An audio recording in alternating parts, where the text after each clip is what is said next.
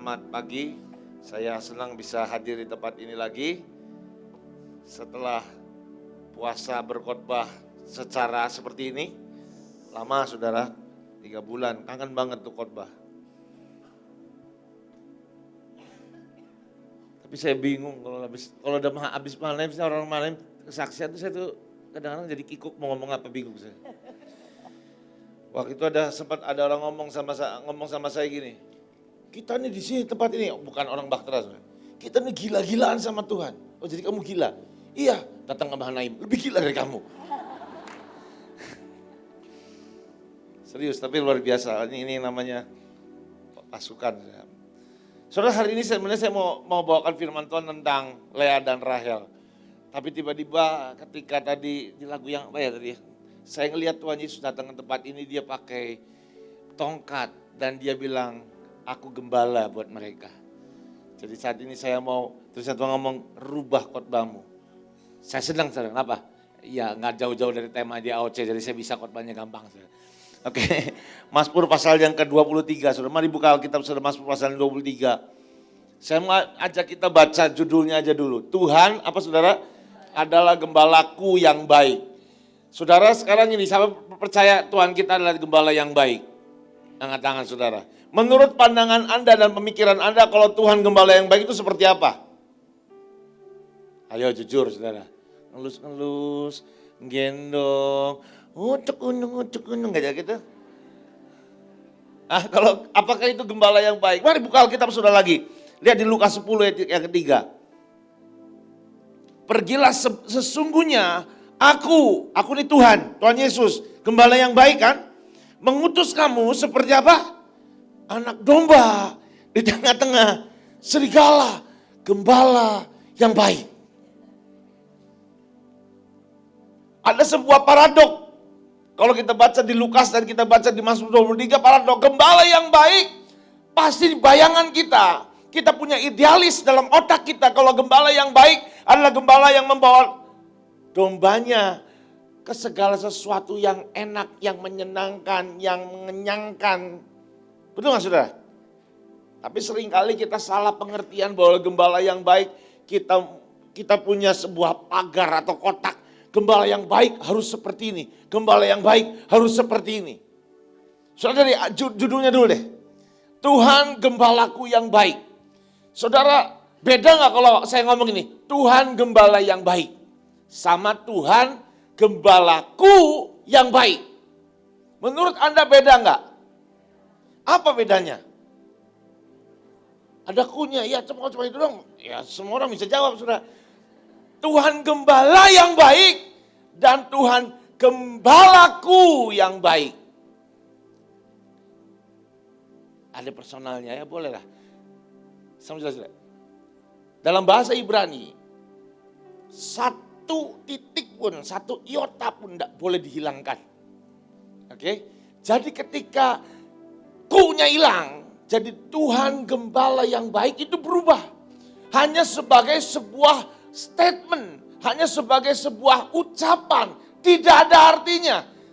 Artinya cuma menggambarkan ya Tuhan gembala yang baik. Tapi ketika berkata Tuhan gembalaku yang baik, ini berbeda, berubah artinya. Yaitu sebuah perkataan, aku ngalami bahwa Tuhan adalah gembala buat aku yang baik. Saudara, satu kata ku aja merubah arti begitu sangat besar, saudara. Yang pertama hanya sebuah gambar. Tuhan gembala yang baik. Udah, gak ada arti yang lain. Tapi ketika berkata Tuhan adalah gembalaku yang baik, artinya yang berkata itu mengalami bahwa Tuhan adalah gembala yang baik. Pertanyaannya, sudahkah engkau mengalami bahwa Tuhan adalah gembala yang baik? Sudahkah engkau pernah berjalan dengan gembala yang baik itu? Sudahkah engkau melihat dan mengenal dan bergaul karib dengan Tuhan yang gembala yang baik itu? Saudara, perkataan Tuhan gembalaku yang baik butuh sebuah dimensi yang baru, yaitu dimensi keintiman, dimensi pengertian, dimensi hubungan antara domba dan gembala.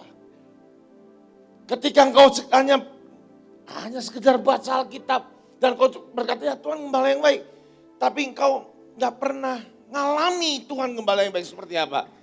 Makanya ketika engkau ditabrakkan dengan ayat yang lain, baiknya di mana?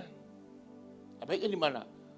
Tuhan, kalau Gembala yang baik, ngutus anak domba loh, bukan domba dewasa.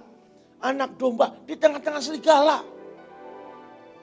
Seperti saudara kita belajar di Mazmur 23. Ada banyak hal yang orang terlewat dari Mazmur 23. Saudara, akhir-akhir ini lagi seru kan? Gara-gara virus bego itu, jadi kita nih, saya sebel banget sudah sama virus ini. Saya sebel banget sama PSBB, saya sebel banget dengan semua itu. Kenapa? Iya, jadi di rumah tapi nggak sebel-sebel banget sih, ada berkahnya.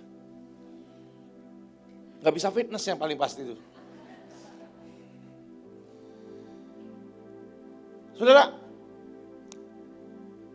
hari-hari bulan-bulan ini kan saya sedang aktif untuk ada yang namanya Zoom class meeting, saudara. Ibu In pernah sekali bicara, nanti minggu depan juga janji sama saya hari Rabu akan bicara lagi. By the way, Bu, sekali lagi saya mau depan umum saya ucapin selamat atas predikat yang baru menjadi emak.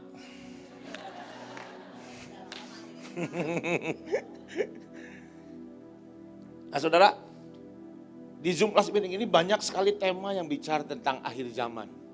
Bicaranya di sini ngomong akhir zaman, ngomong rapture, ngomong banyak sekali. Dan ada satu hamba Tuhan, saya nggak sebut namanya, nanti Selasa depan juga akan bicara lagi. Dia juga bicara masalah semua keadaan akhir zaman ini, saudara.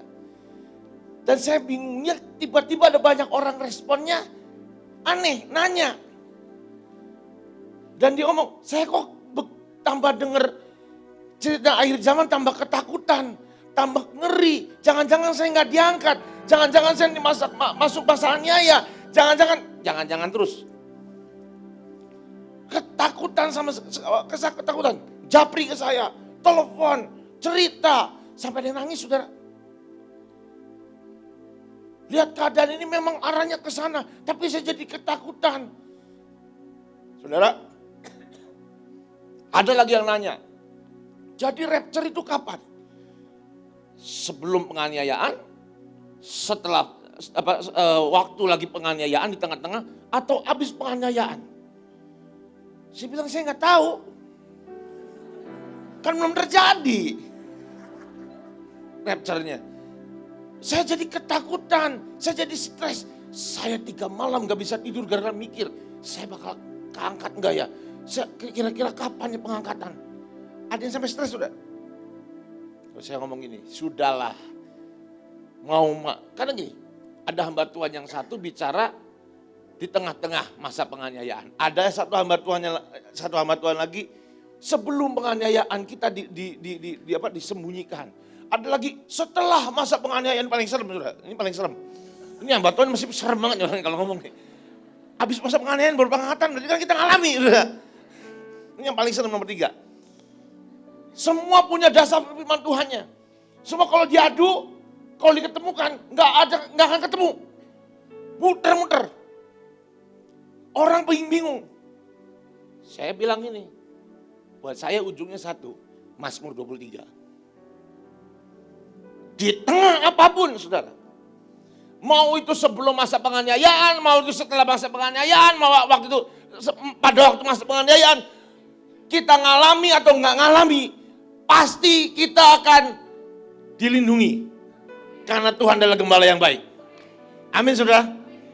Anda harus ngerti dulu. Lihat ayat yang pertama, saudara. Dan ayat kedua. Mazmur Daud, Tuhan adalah gembalaku, takkan kekurangan aku. Ia membaringkan aku di padang yang berumput hijau. Di situ dulu, saudara. Menurut saya, ada sesuatu yang janggal sekali. Domba dibawa ke padang rumput yang hijau. Biasanya suruh apa, saudara? Makan nggak? Tidur. Sama saya. Saya selidikin. Domba itu adalah sebuah sekelompok binatang yang susah berhenti makan kalau ada makanan. Makan terus sudah. Kalaupun berhenti, dia akan memamah biak. Ngeluarin lagi, kunyah lagi. Itu domba. Tapi ketika saya baca ini, kok ada sesuatu yang janggal. Tuhan bawa, Gembala ini bawa domba ke padang rumput yang hijau. Harusnya tujuannya untuk ngasih makan. Tapi dia membaringkan aku di padang yang berumput hijau. Saya nanya, loh kenapa? Harusnya kan makan. Kok membaringkan? Saya lihat bahasa aslinya. Kata membaringkan itu tidak cuma sekedar membaringkan. Tapi memaksa untuk berbaring. Tambahannya lagi kan saudara. Lah domba itu bawaannya curiga sama orang. Dia itu selalu siaga. Sekarang disuruh berbaring itu, kalau kita berbaring bangun gampang. Ya manusia kakinya 2, 4 itu susah saudara. Sudah berbaring gitu, lo suruh bangun susah. Bayangin disuruh berbaring, dipaksa. Saya baca ini saudara, saya tanya Tuhan. Tuhan menurutku janggal. Harusnya kan Tuhan membawa kita, atau gembala, dia adalah Tuhan adalah gembalaku yang baik. Dia menuntun aku ke padang rumput yang hijau. Dan dia memberi aku makan. Kok membaringkan? Setelah dilihat bahasa aslinya, dibaringkan dan dipaksa untuk berbaring. Bukan untuk makan tapi berbaring saudara. Saya tanya Tuhan kenapa? Ada kalanya saudara, kita dibawa kepada sebuah hal, kesempatan, sesuatu yang terbuka, yang kelihatannya enak, yang kelihatannya wow terobosan. Tapi ada masanya Tuhan mau kita diam saudara. Ada masa Tuhan mau kita tetap di sebuah tempat dan tidak bergerak. Bukan artinya ada waktunya kita nggak nginjil. Enggak, kalau Anda mah nggak beda saudara. Itu masalah perkara yang beda. Saudara, ada waktunya kita juga harus dipaksa. Yang pertama, untuk berdiam, untuk diam, berbaring. Yang kedua saudara, ada waktunya kita tidak terikat. Kita melepaskan semua yang menjadi hak kita. Ada waktunya kita belajar melepaskan apa yang kita punya yang harusnya menjadi milik kita. Rumput yang hijau itu yang harus jadi makan kita. Justru kita lepas. Waktu saya baca ini saya ngerti. Ada beberapa kali Tuhan ajari saya. Saudara, saya ini kan enggak punya bisnis saudara. Saya ini hamba Tuhan full time. Full time gak digaji lagi. Sama OC, enggak. Tapi full time saya enggak. Berkali-kali ketika saya mau kerja, Tuhan bilang, no, jangan. Tetap fokus urusin jiwa-jiwa. Tetap fokus urusin yang aku percayakan di bawahmu. Saya lepaskan semuanya. Dan income saya dari mana? Jujur ya saudara. Ini jujur saya ngomong apa adanya. Kalau saya diundang khotbah, pasti pulang dikasih salaman. Salamannya ada amplopnya saudara. Nah itu yang jadi berkat buat keluarga saya dan keluarga. Nah sekarang ini, masa pandemi, gereja tutup kabeh. Nah siapa yang undang saya?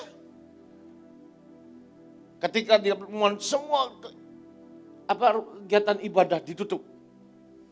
Saya ngomong sama Tuhan, lah sih jadwalku piye Tuhan?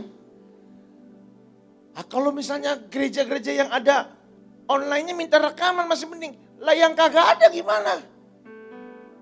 Tuhan ingatkan satu hal, gak bilang apa-apa, Tuhan ingatkan satu hal.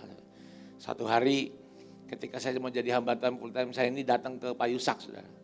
Pak Yusak ngomong apa? Oh kok pengen jadi hamba Tuhan? Ya om, waktu itu belum ada kangkongan lah. Om, yo, satu ya. Oh jangan gantung dari hasil kamu khotbah. Gantung sama Tuhan. Dia ngomong gitu saudara. Ngerti nggak? Ngerti. Ngalami nggak? Ya enggak. Baru ngalami kapan? Ya sekarang. Sekarang saudara. Sekarang. Nah satu hari, ini lagi kering kerontang nih. Ceritanya ini bener-bener lagi deg-deg piar. Karena apa? Duit sudah tinggal sedikit dan tabungan sudah nggak ada. Ada sudah. Begitu tabungan ada kebutuhan pelayanan. Kirim saudara. Sudah kirim, habis. Gak punya uang lagi. Tiba-tiba, gue gak punya uang. Saya masih ingat saudara, udah tinggal berapa ratus ribu lah. Tiba-tiba ada uang masuk. Cep. Lumayan saudara. Notnya apa? Saya masih ingat jumlahnya. Notnya apa lumayan. Tiba-tiba ketika saya terima uang 2,5 juta, saya dengar kesaksian. Sambil ini saya streaming YouTube di mobil. Istri saya streaming. Saya pasti saya. Kayak saya deh. Dengar kita ada orang di masa-masa seperti ini justru keuangannya morat-marit semuanya, dia justru membagi hidup, membagi apa yang dia punya. Saya kan tersinggung saudara. Karena saya tersinggung, saya bilang kurang ajar nih. Gue juga bisa. Akhirnya apa? Roh Kudus juga bilang, ayo lakukan. Saya lakukan. Bagi sembako saudara. Ke jalan-jalan bagi, bilang Tuhan berkati kamu ya. Tuhan berkati yang kuat, Tuhan berkati, Tuhan sayang kamu. Ke jalan-jalan, saya anak saya istri saya bertiga naik mobil. Bagi-bagi. Selesainya habis duitnya nih, kering lagi. Morat-marit lagi. Tiba-tiba dari 2,5 juta, ya kira-kira 2-3 minggu lah. Ada duit masuk yang kali ini gede. Terlalu gede untuk dilepaskan. Seharusnya. Loh saya sempat ini, wah Tuhan luar biasa. Kenapa? Saya ngelepas 2,5 juta. Berapa minggu kemudian dapat 25 juta kan. Jangan wow, jangan tepuk tangan. Ntar saya kesinggung lagi. Telepon masuk dari luar sudah. Cerita. Pastor kita butuh ini. Tutup telepon, siang. Lu butuh, gue juga butuh. Tutup telepon, Tuhan bilang, ambil semua, kirimkan semuanya. Rela enggak? Enggak, nurut iya. Rela enggak? Enggak, nurut sih iya. Nurut, saya kirim sudah. Tapi mari saya beritahu saudara, Tuhan membukakan banyak berkat. Mulai dari titik itu, tiba-tiba Tuhan bukakan ada banyak hal saudara. Banyak hal. Satu hari saya cuma iseng. Anak-anak muda kan tahu ya, ada es krim viral yang sepanjang pandemi, Vineta. Itu kurang ajar tuh es krim. Saya cari kemanapun gak ada, mau toko online, mau gak online, semua gak ada. Kosong semuanya. Saya sampai relain jalan ke departemen store. Yang ada wall saya cari, gak ada. Saya mau kesel gua, mau makan es krimnya susah banget. Bikin aja sendirilah. Saya bikin saudara. Saya bikin, kok enak. Tiba-tiba, es krim itu paling enak harus ada alkoholnya biar nendang sedikit.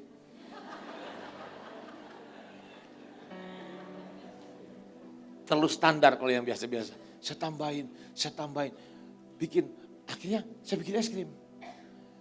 Nah ketika saya bikin es krim saya ingat, Pak Daniel harus saya kasih nih. Kan Babeh sendiri masa gak dikasih. Saya bikinin, saya datang, nih Pak cobain. Ini udah saya bikin spesial Pak. Kalau yang lain nendangnya sekali 3 kali Pak.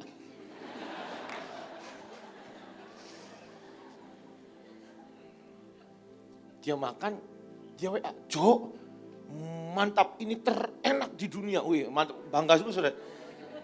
Kamu jualan aja. Saya bilang, jualan, lalu aku ini kan panggilanku bukan pedagang es krim. Saya panggilannya jadi hamba Tuhan. Saya abaikan saudara, saya diemin aja. Ya Pak, ya aja. Terus saya bikin lagi rasa baru, kirim lagi. Jo kapan jualan ini pasti laku. Iya Pak, tak bilang hati gini. Agak kurang rohani nih Bapak rohani gue nih. Masa hamba Tuhan disuruh jadi pedagang es krim. Selesai saudara. Saya mikir gini, pengen makan satu. Saya mau makan babi panggang yang benar-benar menurut sesuai keinginan saya yang enak. Tapi mahal. Duit lagi mepet. Jadi harus bervariasi, berimprovisasi. Saya cari, saya pelajari sudah. Bikin sendiri. Sebeli dagingnya murah, saya bikin gagal. Tapi masih nafsu, nggak tahu kenapa ini kayaknya dorongan Roh Kudus ngasih ketika kita marah sedikit, marah-marah kudus sudah. Kesel banget gue sama babi ini, kurang aja dasar babi.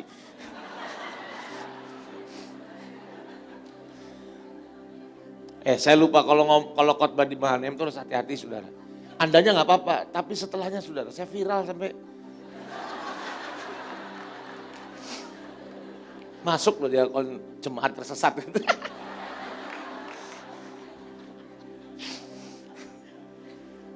Saya coba, akhirnya berhasil. Berhasil tambah ini. Akhirnya berhasil banget saudara. Bukan berhasil aja, tapi berhasil banget. Saya bilang ini, wah gue harus bikin buat Bapak Rohani. Ingat saudara, Anda kalau punya makanan yang enak berhasil bikin, kirim WIIT.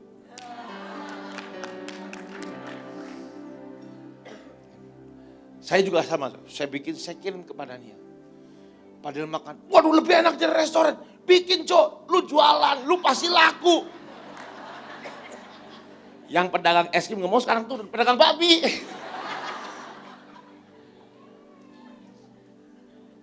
Pulang saudara, di satu titik Tuhan ngomong ini.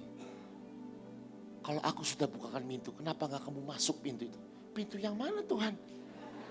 Masih bego. Ya kan aku udah kasih kamu itu. Yang mana? Babi. Iya. Es krim, iya. Akhirnya saya ngalah. Saya coba jualan. Saya bikin biasa-biasa. Saya cuma punya kulkas freezer. 10 juga udah. 10 cup aja udah terlalu penuh. 20 lah. Udah kepenuhan. Saya singkir-singkirin semuanya. Pokoknya semuanya nggak perlu saya singkir-singkirin. Udah kadang luar saya buang. Taruh. Jualan. Lalu sampai akhirnya laku. Setelah rangka berikutnya laku apa? Udah nggak kepegang. Kulkasnya udah nggak megang, udah over capacity. Nah, cuma 20, sehari 20 kan gempor juga. Menggiling terus setiap hari kan. Tuhan itu ajaib. Ada satu orang tiba-tiba. Dia nanya, kamu sekarang gak bisa khotbah, pendapatanmu dari mana? Ya dari Tuhan lah. Ya maksud dari mana yang prakteknya nyatanya? Kan gak mungkin Tuhan buka langitnya ceplok. Lalu saya cerita, ya nih gue lagi jualan es krim nih. Tapi es krimnya ya es krim gak biasa. Maksudnya gak biasa? Ya pokoknya makan satu cup agak tersenyum dikit lah. Gitu. Enak lah pokoknya. Lalu dia bilang, sehari bisa berapa? 20. Lu kapan jadi duitnya 20? Emang iya sih, kapan juga gak tahu sih. Udah, gua kasih lu berkat ya. Oh boleh, kalau berkat boleh. Dia beliin saya kulkas, freezer yang tinggi sudah, 6 rak. Sudah saya itu coba untuk bikin babi. Singkat cerita saudara, sampai saya udah gak bisa terima order lagi. Terlalu penuh. Es krim udah dalam waktu 1 bulan udah 1000 cup. Saya bingung sekali sampai. Udah kulkasnya udah gak cukup lagi. Tambah kulkas lagi. Mau taruh di mana, rumah gue sempit. Pindah rumah.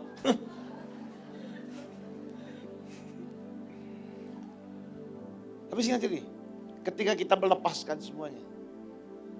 Ketika kita udahlah melepaskan, gak usah terikat dengan apapun. Ketika yang waktu 2,5 juta, kalau saya bilang Tuhan ini udah sembakonya cuma GoPay aja ya, GoPay kan lumayan bisa satu orang nih GoPay udah 10 sembako banyak lah. Tapi ketika lepaskan semua, Tuhan tidak akan pernah membiarkan kita kekurangan. Yang ajaibnya lagi saudara, istri saya ini ya gimana ya, kadang-kadang bapak-bapak angkat tangan sebentar. Kadang-kadang kan laki-laki itu perlu uang di kantongnya untuk jajan-jajan apalah ya. Istri saya ajaib, saudara. Ketika ada berkat masuk ke saya, berkat ini berkat dari luar, bukan dari dagang, dari luar. Dijadiin modal beli daging. Dijual. Harusnya modalnya kan balik ke saya kan? Kagak. Jadi kalau sebesar apapun berkat yang masuk, enggak pernah nyangkut di kantong saya. Nyangkutnya di kantong dia. Walaupun jadinya lipat, saudara. Tuhan kita Tuhan yang dahsyat. Tapi kita harus ngerti. Dia membaringkan kita di padang rumput yang hijau. Bukan nyuruh kita makan, tapi itu berbaring. Artinya apa? Melepaskan hak kita untuk makan itu. Melepaskan keinginan kita untuk makan rumput itu. Melepaskan keinginan kita dari apapun yang kelihatannya gampang untuk kita raih. Yang sudah di depan mata. Dan membiarkan kehendak Tuhan yang jadi. Kehendak Tuhan yang jadi. Mari teruskan, saudara.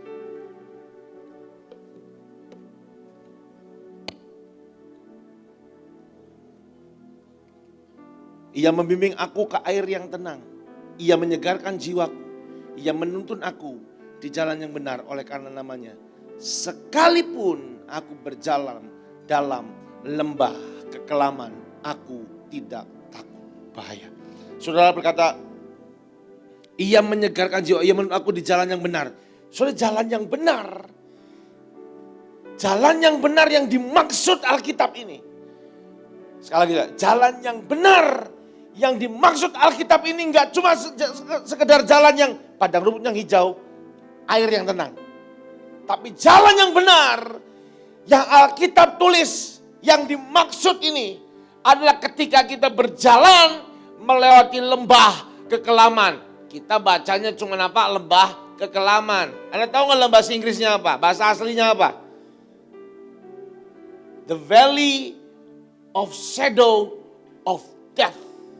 Lembah bayang-bayang kematian. Sekalipun kita berjalan melewati itu, Dia tetap Allah yang menuntun kita. Dia tetap Tuhan yang berjalan dengan kita. Tapi seringkali ketika kita melewati lembah kekelaman, lembah bayang-bayang maut, bayang-bayang kematian, justru di situ kita gelagapan. Kita nangis, kita stres, kita protes sama Tuhan. Kok Tuhan gak ada? Padahal Tuhan ada. Saudara, saya kebagian untuk khotbah di ibadah penguburannya di San Diego Hill. Pulang dari San Diego Hill, badan saya panas. Panas, saudara. Mulai dari panasnya tinggi, 39, 40. Tinggi. Saya mulai kepikiran, waduh, ini lagi musim loh ini. Musim itu virus kurang ajar tuh. Saya kepikiran gitu juga. Saya sampai WA dokter, mana namanya? Dokter Lia di sini, kalau ada. Saya WA dia. Saya WA beberapa teman lagi dokter. Saya nanya ini gimana? Ditanya semua. Ketika ditanya, dokter ini kasih tahu, ini kamu gini nggak, kamu gini, kamu ini. Dan itu semua adalah simptomnya COVID. Dan ada semua, saudara. Kan kurang ajar. Penciuman hilang. Rasa kacau balau. Saya paling suka Indomie. Makan Indomie rasanya makan gak enak banget, saudara. Dikasih makan apapun gak enak, saudara. Panas, tenggorokan kering, napas udah sesak, saudara. Segala simptomnya ada semua. Pikirannya apa? COVID. Akhirnya saya datang kepada Daniel. Saya cerita pada Daniel. Berdoa, percaya Tuhan sembuhkan. Udah jangan mikir negatif, percaya. Iya Pak, percaya. Tapi semakin hari semakin dirasain sudah. Napas tambah lama sesak. Ini berdiri gini nih. Berdiri, gak usah jalan, berdiri. Ngap. Gimana jalan? Ngap sudah. Tapi waktu itu setiap pagi saya berdoa jam 5. Karena setiap udah berapa bulan nih, setiap pagi jam 5 pagi kita doa. Saya tetap paksa naik tangga. Puji Tuhan gak setinggi ini.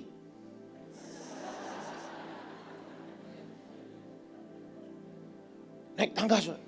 Waduh, ngapnya luar biasa. Luar biasa.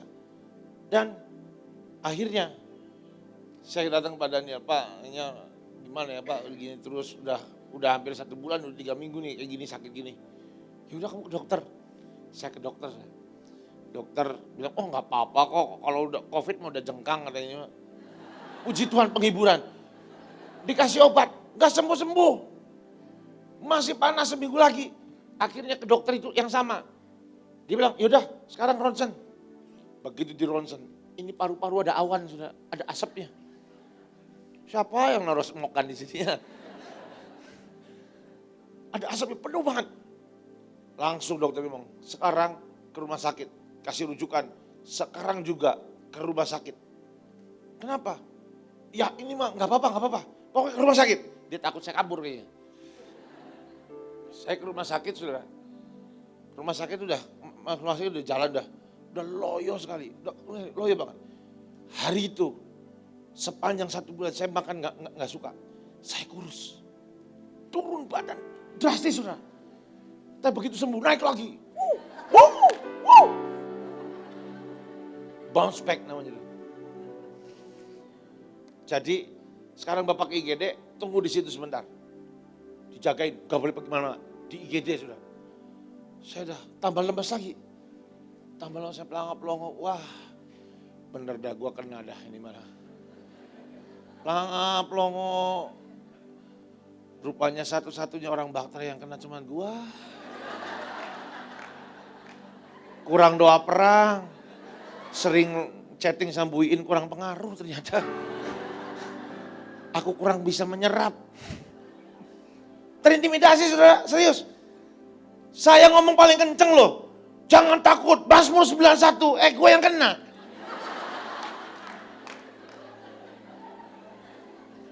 Stres sudah serius, stres. Tapi makanya anak-anak muda jangan cari istri dari tulang ekor. Dari tulang rusuk paling enak. Istri saya sepanjang saya diam di rumah sakit, dia tahu nih, wah laki gue nih stres nih. Ayo Pak, bangkit. Deklarasi, baca terus Mazmur 91. Kan gue yang teriak-teriak Mazmur 91, lah gue kena. Dia baca terus di sebelah ranjang. Saya udah lemas sudah pikiran, gue diisolasi di rumah sakit. 2 minggu, sebulan, kagak ketemu anak istri, ketemu sama tembok mulu. Bisa-bisa bukan mati karena COVID, mati karena stres ini. Serius saya pikir gitu. Sampai akhirnya, terus saya ngomong, telepon padanya di speaker. Ayo coba bangkit, kamu pasti sembuh, gak mungkin kena COVID. Tuhan ada kok buat kita semua OC. Imam gak mungkin sakit tuh.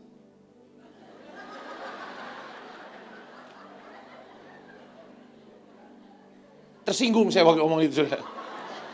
Iya juga. Imam kok sakit? Enggak. Saya duduk sudah. Mana sini handphone. Saya baca semua deklarasi. Baca, kemenangan bencana. Salah pokoknya ini. Semua deklarasi baca sudah. Saya perkatakan. Sampai akhirnya dokter datang lagi. Ini hasil labnya ada yang kurang satu. Apa? Gas dalam darah. Kalau gas dalam darah Bapak masih oke, sudahlah nggak usah di opnam, udah isolasi mandiri aja.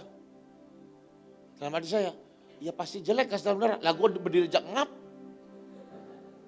Tapi detik itu, ketika dia ngomong itu, Tuhan ngomong, Roh Kudus bilang gini, kamu bisa nggak lihat celah? Bisa nggak lihat sebuah celah untuk kamu mendobrak semuanya? Oh iya. Saya masih deklarasi, nyanyi. Yang sebelah bingung. Nah, lu nyanyi terus. Mereka tahu kemungkinan besar saya kena COVID. Pasien sebelah, deklarasi saya tidak akan kena corona. Tidak ada corona, adanya bir corona. Enggak ada bir corona. Alhamdulillah. Saya tangkingnya sudah. Akhirnya satu perawat datang, Ambil gas dalam darah. Silakan. Sambil diambil, darah, gasnya banyak. Alhamdulillah. Sampai saya bercandain. Percuma kamu jago kentut. Kalau gak bisa taruh gas di dalam darah.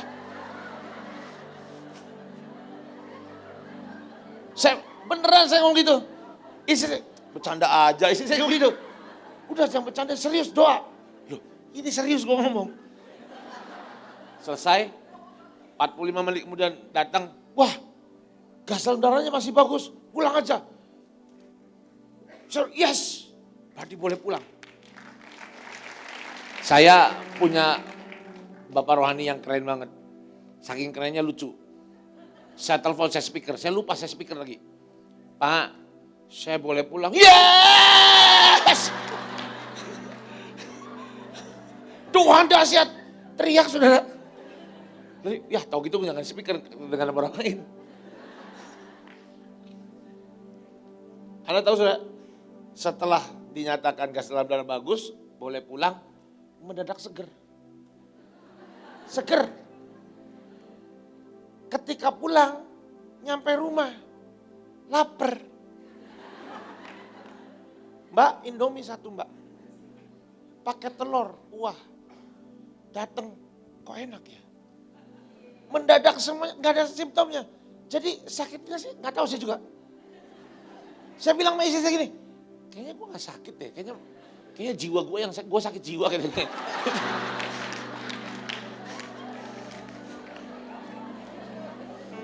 Curiga gue. Kenapa? Lah gue pulang-pulang nyampe rumah gak ada rasa apa-apa. Meriang kagak, panas kagak, pusing kagak, lemes kagak, ngap kagak. Gak ada, gak sesak napas, enggak. Tenggorokan kering, mendadak hilang. Bener sakit jiwa kayaknya gue kayaknya. Pada waktu itu sudah di rumah sakit titik penentuan. Ketika kita tahu saya ini sedang melewati lembah bayang-bayang kematian saudara. Nah, kalau beneran kena COVID, saya dimasukin ke rumah sakit, saya kan gabung sama kawan-kawan COVID. Itu, kalau bergabung sama kawan-kawan COVID, jangan-jangan sebenarnya gue nggak terlalu berat, tambah berat gara-gara teman-teman yang lain. Pergaulan buruk, ibu biasanya yang baik kan.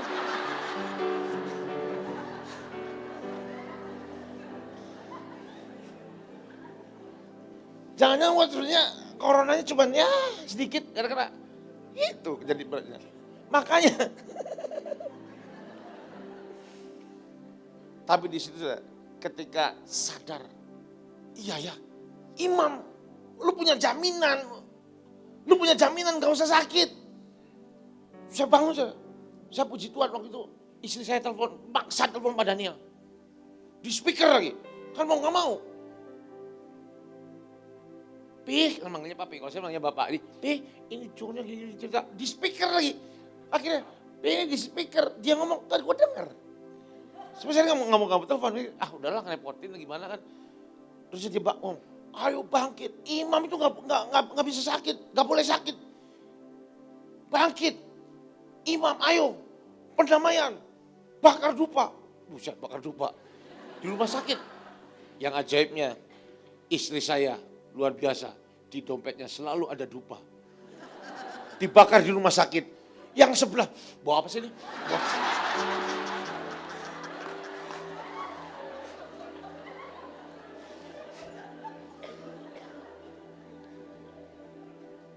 Kalau Anda lewatin apapun saudara, lewatin lembah apapun, bayang-bayang kematian kah, penyakit kah, kemiskinan kah, apakah, tetap percaya Tuhan dengan engkau.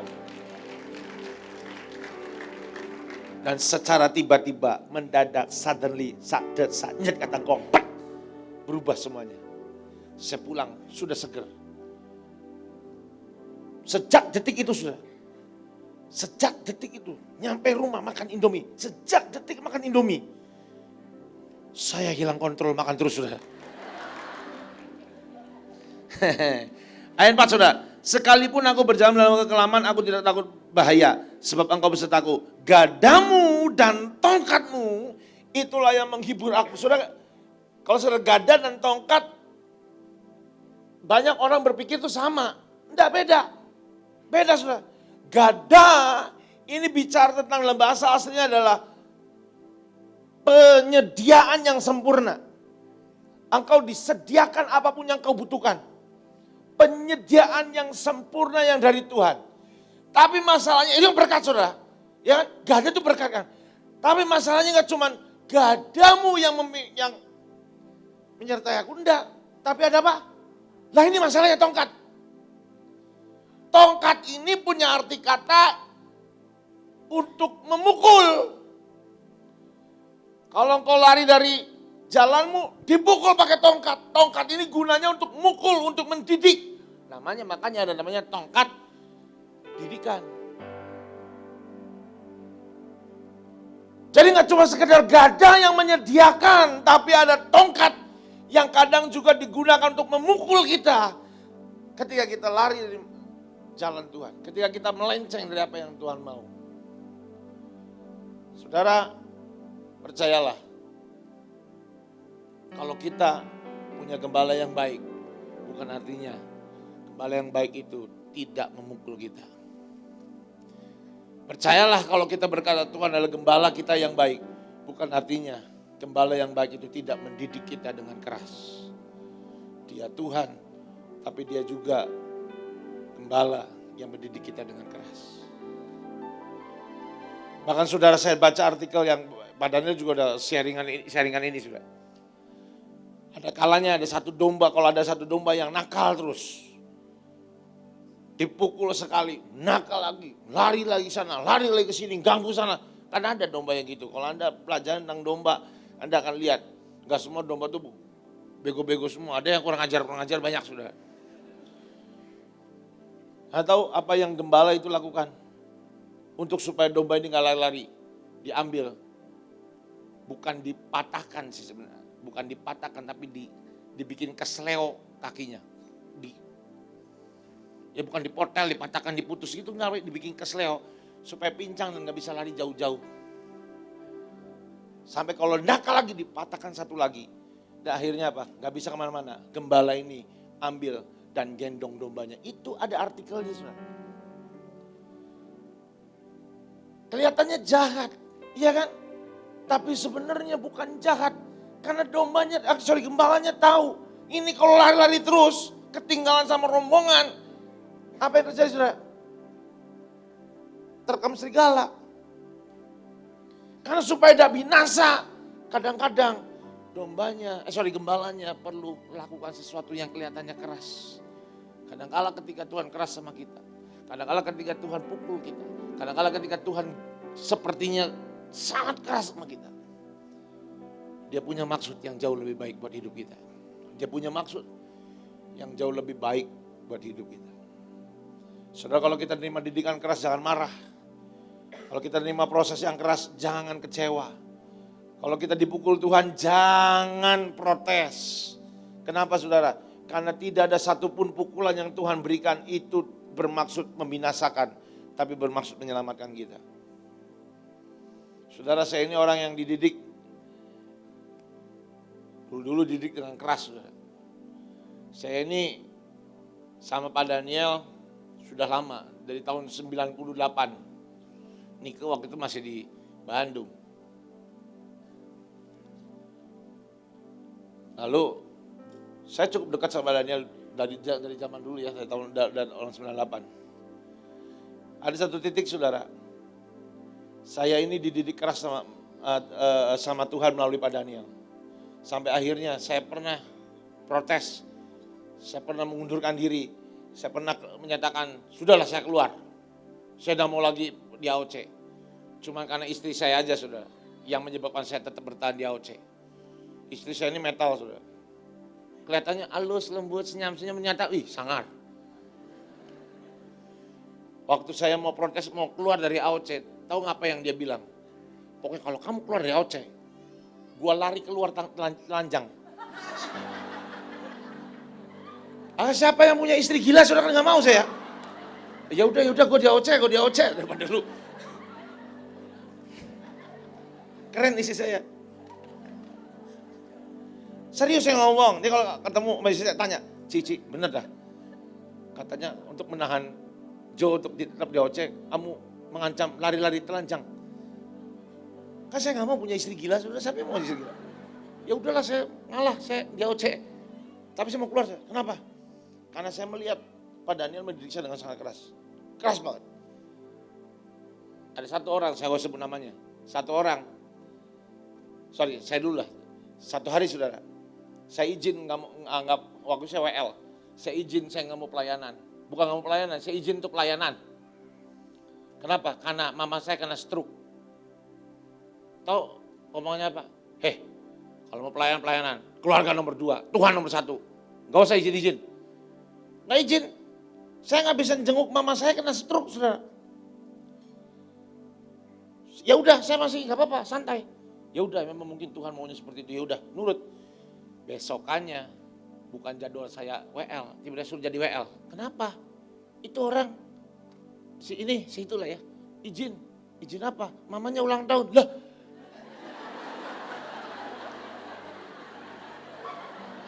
mama gue stroke, nih ulang tahun doang.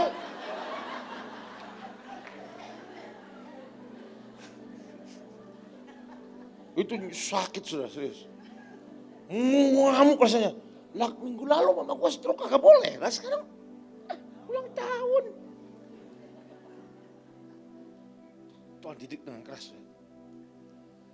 Sampai akhirnya sakit hati benar-benar numpuk, saya keluar. Saya mundur, nggak ada, nggak mau pelayan lagi. Ya datang ke OC karena takut istri saya telanjang lari-lari di tengah jalan. Jadi saya datang ke OC. Retreat.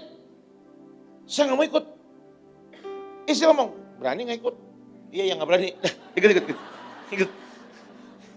Ikut sudah.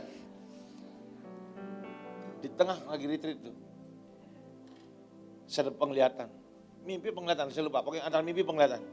Saya ngelihat ada satu raja mukulin kuda. Kudanya jalan biasa, kakinya, dipukulin. Saya ngeliat orang gila. Kudanya bagus, jalannya udah bagus, dipukulin. Tiba-tiba Tuhan di sebelah saya, ayo lihat lebih dekat. Ya ayo, jalan mendekat. Di penglihatan itu, saya pakai antara mimpi penglihatan lah. Saya lihat Pak Daniel yang mukulin kuda. Saya ngomong gini, tuh kan orang gila kan emang.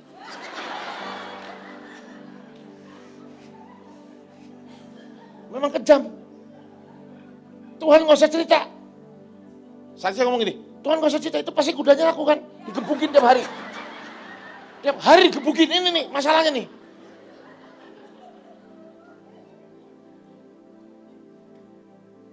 Lalu kamu lihat sampai selesai, jangan komentar dulu. Iya, aku tahu ujungnya aku dibunuh pas ini. Lihat selesai, tiba-tiba Tuhan yang di sebelah saya hilang, ada di depan, pakai baju kerajaan. Dan ngomong gini sama Pak Daniel yang habis mukulin kuda itu, ya. Sudah siap, aku mau tunggangi kudanya. Silakan Tuhan, sudah siap, ditunggangin. Di situ saya nangis. Selesai sadar, besok paginya ketemu, saya sujud, saya minta ampun sama dia. Oh, ternyata dia sedang mendidik saya dengan keras untuk tujuan sesuatu yang lebih mulia.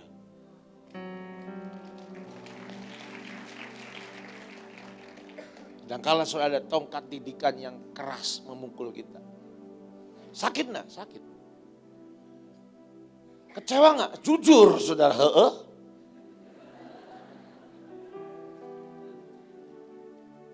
Tapi seringkali kita ngambil sebuah konklusi atau kesimpulan di awal tanpa lihat di akhir.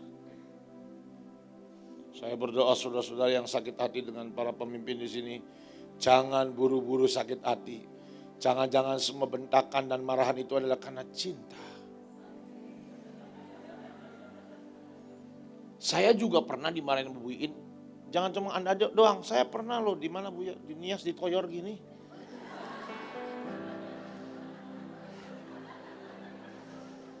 Itu masih membekas. Enggak. Masih saya ingat karena lucu juga. Kalau jadi bahan cerita itu lucu gitu. Tapi Tuhan didikan seperti itu. Kalau dipukul, dihajar. Tapi tujuannya adalah kita belum tahu apa. Tapi yang pasti kalau Tuhan menghajar, tidak membuat kita mati. membuat kita tidak lari dari Tuhan? Iya. Membuat kita terus melihat kemuliaan Tuhan? Yes. Melihat kita menerima yang terbaik dari Tuhan? Ya. Karena itu saudara, jangan biarkan dirimu marah sesakit ketika ada didikan dari Tuhan. Lanjut saudara. Saya harus cepat selesaikan. Saya harus pulang ke Bandung. Ada 24 jam buat Indonesia bagian saya.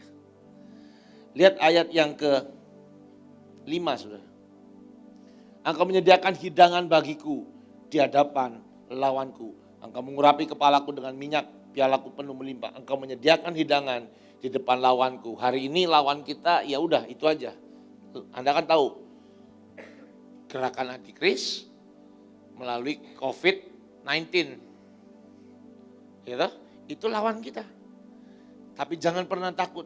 Pandemi ini lawan kita, musuh kita. Jangan pernah takut, Tuhan menyediakan hidangan di depan lawan. Saya hari-hari ini sedang melihat dan menikmati Tuhan menyediakan hidangan di depan pandemi bego ini. Iya sudah, nggak khotbah tapi tetap bersuka cita dan melihat berkat Tuhan. Habis nggak? Nggak habis-habis. Saya ini penggemar, saya ini GBB dalam arti yang lain. Kan gak ada besi, ya, gemar babi saya. Tiap hari kan lumayan ya, potong, quality control. Hidangan di depan lawan. Amin sudah, jangan pernah takut. Meskipun dunia resesi, Anda tetap persepsi. Amin saudara, jangan pernah takut. Saya tutup dengan ayat yang terakhir, ayat yang ke-6. Kebajikan dan kemurahan belaka akan mengikuti aku seumur hidupku. Dan aku akan diam di rumah Tuhan sepanjang masa. Sampai masanya rapture, pengangkatan dan kita tinggal dengan Tuhan.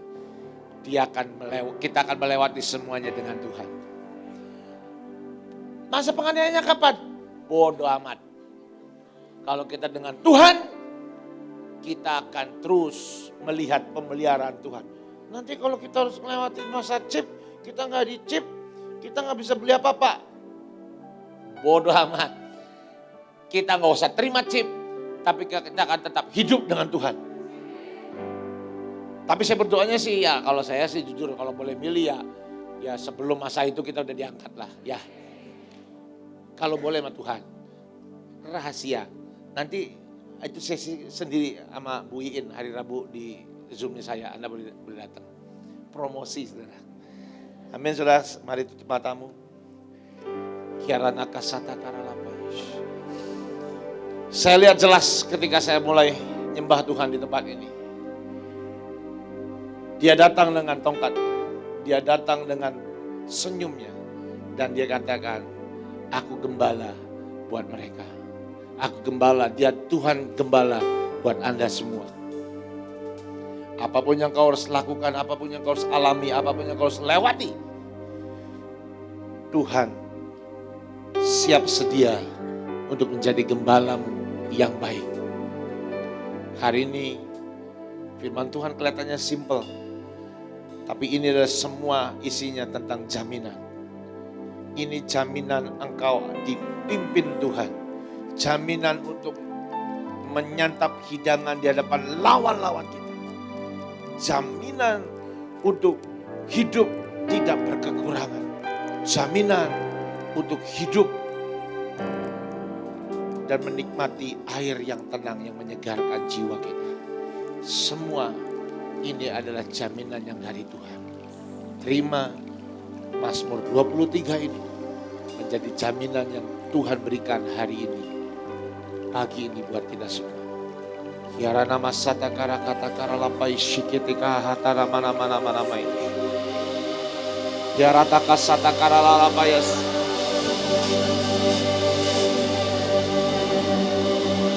Kita taka sata kara lapayas.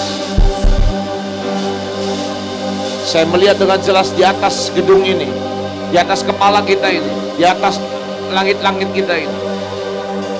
Saya melihat Tuhan seperti menghamparkan talit yang besar sekali. Talit yang besar sekali. Dia kebaskan, dia hamparkan di atas kita. Dan Tuhan katakan, aku Tuhan yang menudungi engkau. Aku Tuhan yang menudungi engkau. Lakukan apa yang kau sedang lakukan. Tuhan tetap menjadi tudung buatmu. Saya lihat jelas di atas, bahkan ini melebar sampai ke seluruh komplek ini. Dan Tuhan katakan sebagai tanda, Tuhan, aku Tuhan menudungi Mahanaim sampai kesudahannya. Dia tetap Tuhan yang menudungi engkau. Terima tudung talit ini. Terima tudung talit ini menudungi hidupmu. Syatakara barata kasetekara lalapaya satakara lalapaya. Makasih Tuhan, terima kasih Tuhan. Thank you my Jesus, thank you my King, thank you my Lord. Dalam nama Tuhan Yesus dan semua yang percaya katakan amin.